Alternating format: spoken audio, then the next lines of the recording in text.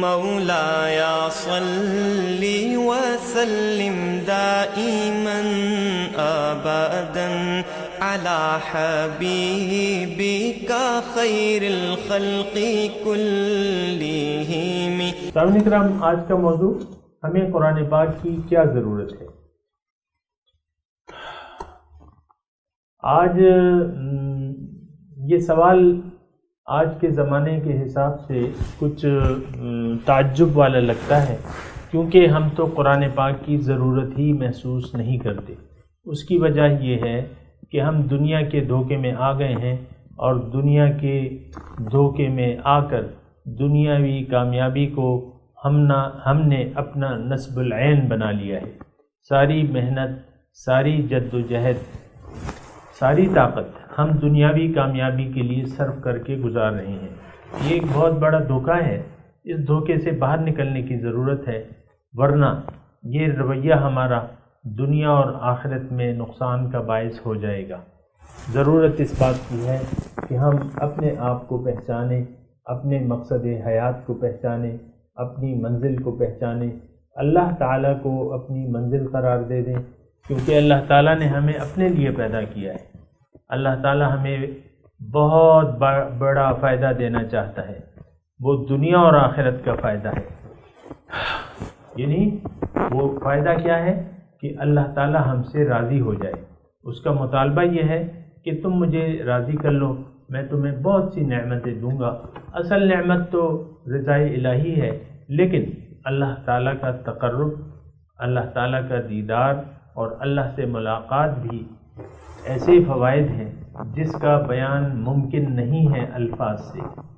اللہ تعالیٰ چاہتا ہے انسانی روح کو دنیا میں بھجوا کے، اس کو ایک انسان بنا کے اس سے یہ مطالبہ کرتا ہے کہ تم پیغمبر جو دعوت دے رہا ہے تمہیں میری طرف، اس کو قبول کر لو اور اس کو اپنی منزل بنا لو۔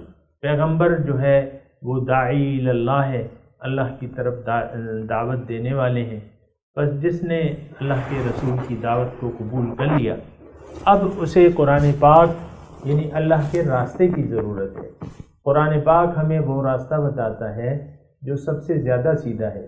ان ھذا القرآن یہدی للتی ہی اقوم۔ سیدھا راستہ قرآن بتاتا ہے، اور سیدھا راستہ ایک ہے، اور وہ قرآن بتاتا ہے۔ تو قرآن کی بہت زیادہ ضرورت ہے ہمیں، اور اگر ہم اللہ تک جانا چاہتے ہیں تو ہم قرآن کو نظر انداز نہیں کر سکتے۔ آج کل کے دور میں تو ہم نے اللہ کو بھلا دیا ہے بحیثیت مقصود، محبوب اور مطلوب، اور قرآن کو بھی ہم ترک کر چکے ہیں۔ یعنی قرآنی راستے پر، قرآن کے بتائے ہوئے طریقے پر ہمیں زندگی گزارنا بہت مشکل لگتا ہے، اور خواہشات دنیا کو منزل بنا کے دنیاوی خواہشات کے بلبوتے پر زندگی گزارنا ہمیں بہت آسان لگتا ہے۔ حالانکہ یہ سب سے زیادہ مشکل ہے کہ آپ اللہ کی ہدایات کو ترک کر کے اپنی مرضی سے زندگی گزاریں۔ یہ بہت مشکل ہے، لیکن کیا کیجئے، جب انسان دنیا کے دھوکے کا شکار ہو جاتا ہے تو وہ اس پر نفسانی خواہشات کا غلبہ ہوتا ہے، اور وہ اپنی خواہشات کے مطابق ہی زندگی گزارنا چاہتا ہے، اور یہ رویہ اس کو لے ڈوبے گا، اور اس کے ذریعے یہ دنیا اور آخرت میں بہت بڑے نقصان سے دوچار ہوگا۔ ضرورت اس بات کی ہے کہ ہم خواب غفلت سے جاگ جائیں، اللہ کے رسول کی دعوت کو قبول کر لیں جو کہ اللہ تعالیٰ کی طرف ہے، اللہ ہی کو اپنی منزل بنا کے قرآن پاک سے اپنا تعلق جوڑ لیں، قرآن کے راستے کے مطابق زندگی گزاریں، اور قرآن کو اپنے لیے حرز جا بنا لیں، اور قرآن کے طریقہ، جو طریقہ حضور صلی اللہ علیہ وسلم کا ہے، اس کے طریقے کے مطابق زندگی گزار کے ہم دنیا اور آخرت میں کامیابی حاصل کر سکتے ہیں۔ وما علینا الا البلاغ۔